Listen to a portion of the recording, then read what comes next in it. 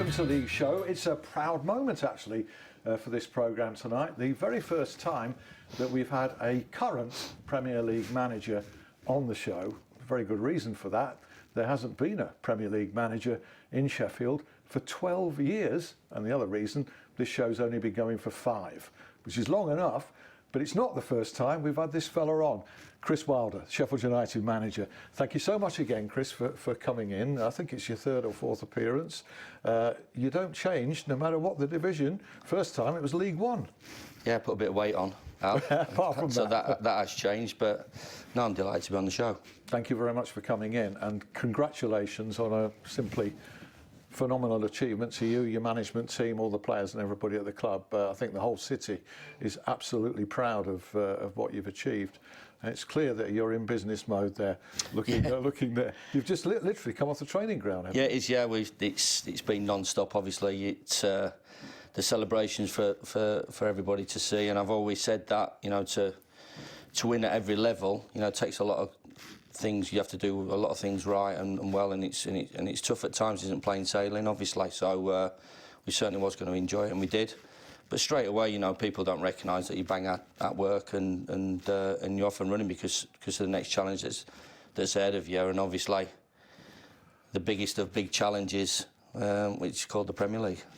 What was the tipping point of the summer between the celebrating and it stopping and you focusing on the Premier League? Because, as you rightly say, you've got to enjoy these times, and nobody. Well, you're a professional at enjoying yourself, aren't you, as well? Well, definitely, you know, and I think when you look through, you know, managers' careers and players' careers as well, you know, we've not got players that, you know, are England internationals and, you know, are winning things year in, year out. You know, if you look through our current squad, you know, there's possibly, you know, half a dozen promotions in there out of a group of 20. So, as I said, I've always said it's a tough business to be involved in, but you're always working. I mean, and you know, because obviously you spoke to Paul Mitch and you spoke to Alan.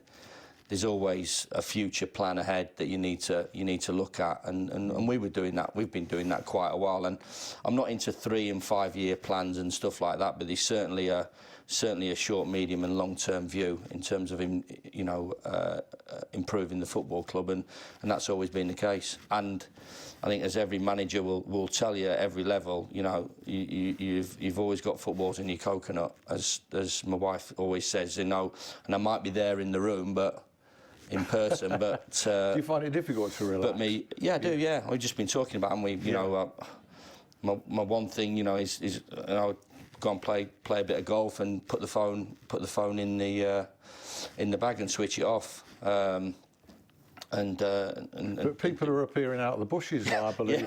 Yeah, apparently. Reminding you that you are. Apparently so, yeah. Just advising me that that Alan sure it's the second shot's is a 3-wood, not a 5-wood. So no, it's that. Yeah, it's. I mean, but you know, even that instance, we talked about the other thing, and it would the delight and what it's done for our supporters and hopefully the city as well, bringing, you know, Premier League football back to Sheffield. Yeah, absolutely fantastic. Was there a morning when you woke up? You know, the celebrations seemed to be endless. You had that many end-of-season dinners, both at Bramall Lane, the LMA one, which, huge congratulations, Manager of the Year, what an absolute accolade that was, you know.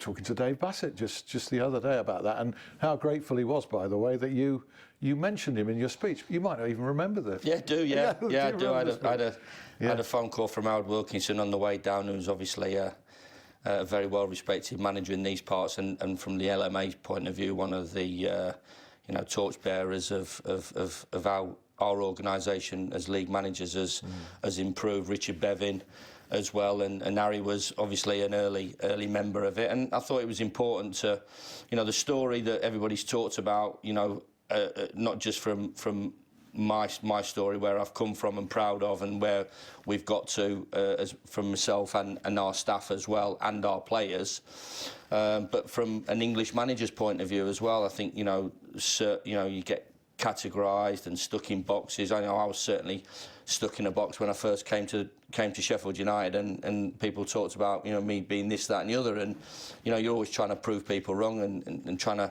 break up that sort of idea of what they think that you are. What did they think you were? Well, I think they just thought that, you know, I'd sort of manage in the lower league, and, you know, we get it from back to front pretty quickly, and we run around and we show a bit of passion, and we win a few tackles and headers, and we'll go from there. And I think it's quite disrespectful when you're even a professional football manager that, you know, you just get pigeonholed and stuff like that. And you know, I even talked to Sam Allardyce, you know, even Howard Wilkinson, Dave Bassett. You know, I look at Dave Bassett's career and what he had to do. How smart was he in terms of what he did at Wimbledon, the acceleration of that football club? They had a set system and a set way of playing, but it was bright and it was cute and it was smart, because they wouldn't have got the results that they had. And people don't understand as well and don't realise sports science, where he was one of the founders of that introduction to professional football. Video analysis, he used to cut up his own stuff and present it to players individually in his units. Then you move on to Howard, the same, he was the same. And Sam Allardyce, you know, Sam, he's English manager, get it back to front. He managed at Bolton, he had a lot of staff. He sort of went through the old sports science, video analysis, nutrition stuff, way before a lot of managers did. And the players that he had, Djorkaeff, JJ Okocha, you know, boys from Real Madrid. Yeah, they had Big Kev up front. Yes. But effective. Some players, didn't they? Yeah, but so, you know, hopefully, you know, a bit of inspiration to English managers that it can be done. Okay, and was there a moment, a morning even, where you woke up thinking, right, that's it, the celebrating's over, on with the project, or did it just gradually seep in? We just kept working even right the way through, you know. Right the way through the celebrations. You know, when you had a day off. But I mean, you even talk about, you know, after the Ipswich game, which was, you know, such a fabulous an experience to be part of, and then the Sunday with, you know, with the players and the family. And then the Player of the Year do, and a couple of bits and pieces after that. We met up at the Star Awards as well.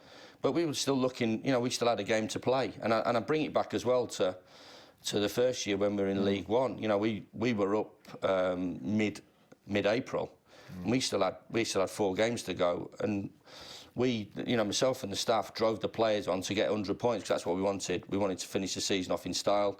So, you know, through that period, obviously there's time to relax and enjoy, but then we were back on the training ground, and the message was we've got 4 games left, and it still was the one, because obviously we had an opportunity of winning the championship. That Ipswich one was so strange, because it was euphoric. Everybody felt euphoric. And yet you couldn't let rip, could you? No, you couldn't. Inside you knew you'd done it. Yeah. I mean, and the build-up, it was the longest week of the season, even though we played Monday. At Hull City, when, you know, all of a sudden over that weekend it massively swung in our favour.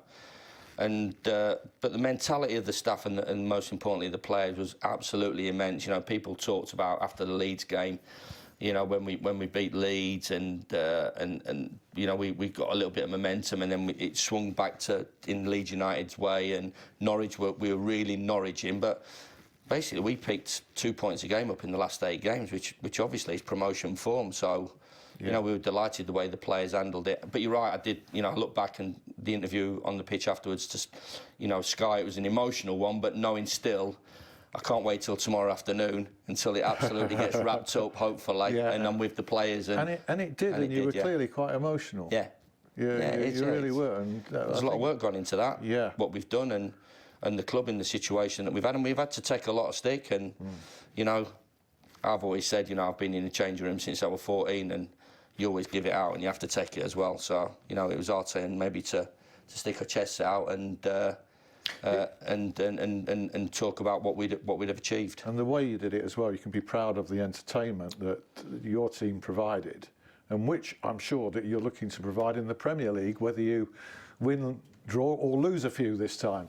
We've got different challenges, Al. We've already talked about that. You know, we talked about it in the summer.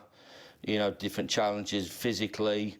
You know, we're playing up against stronger players that cover more distance. From a technical point of view, we're up obviously against world-class players. Tactically, you know, world-class managers that are going to change the shape and move you around, that we have to be on the ball with.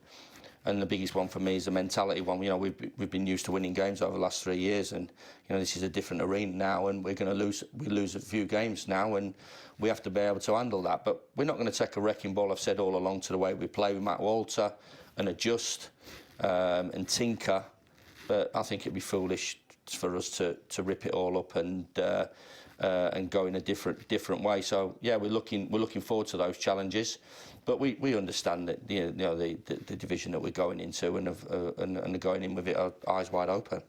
Your recruitment has had a recurring theme, and actually a consistent theme when you look at the way that you've recruited players throughout your time for development at good prices, good ages, whatever. So this summer so far, Luke Freeman from QPR, Callum Robinson from Preston, and Ravel Morrison as well, a similar age, but just said out straight onto asking the questions about yes. players that we bought and yes. and then obviously players that we're interested in. How did you guess? How did you guess? I had a little bit of an idea. Did you really? Okay, shall we do the players that you've bought first of all? Let's start with Ravel Morrison, who's the most recent. You've done a contract with him for a year, option to extend. You know, somewhat controversial character going back, great talent. You know, what persuaded you? I think first and foremost, just as a starter, you know, the recruitment at any football club it shouldn't ever be underestimated. You know, we try to get the maximum out of what we've been given to spend, and managers will always ask for a little bit more. But you know, it's hugely close to my heart in terms that we get that right, and we haven't at times, but the majority of them we've tried to. In terms of their attitude, in terms of their ability and how they fit in with us, and you know Paul more than anybody, and Alan, sure. How hard we work on that, and as well, I look at teams that have got themselves into trouble. You know, the Championship clubs that have had that big gamble. And I personally don't agree with it. I think that you know the rules on FFP should be a lot tougher than what they are, and because always, as I've always said, other people down the line have to carry the can, as Portsmouth had to when obviously they overspent and other clubs. So value for money, we have a structure in terms of the players that we're trying to get to improve them, as we have in the past with the likes of Ender, Stevens and John Fleck and Jack O'Connell. Ravel is a very talented footballer. I think it's important that, from my point of view, that we look what he can do, taking in mind in terms of what has happened in his career. Took great advice for some great connections we have in the game in terms of his personality, and he came away with us to Portugal, and we had a good look at him. We feel, from a football point of view, he's something that we haven't got. He produces moments of magic out of nothing, and as we've just been talking before, we're a team that builds pressure and creates momentum and grinds teams down. Now this division next year is possibly with the opportunities to do that will be obviously a lot less, but we need somebody to pull something out of the bag, and we're delighted that we've signed Ravel, a popular boy in the change room, and he's determined and focused in giving this a go. I think he recognises as well that he's not going to get many more chances of Premier League football. So if he takes it, great. He's only on a 1-year deal, so it's a sensible contract from the football club's point of view. And if he does light it up like we hope and he does, we think we've got a very special player on his hands. Luke Freeman and Callum Robinson have also shown in the Championship just brilliant. Exactly what they can do. Yeah, attacking players, brilliant at the top of the pitch. Yeah. Gives us different options to go to if we play 2 10s or a 10 and 9. Luke does a number of positions. Callum does a number of positions. Callum, even a cameo performance at Burton the other night showed what he's capable of. We need to score goals as well.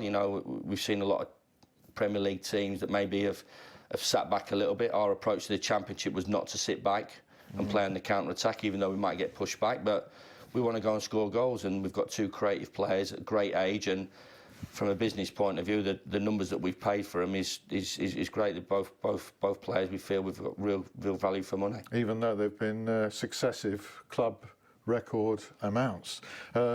Phil Jagielka, will park him off to part 2, because that's a signing in a very different category, but I know that you feel a very important one.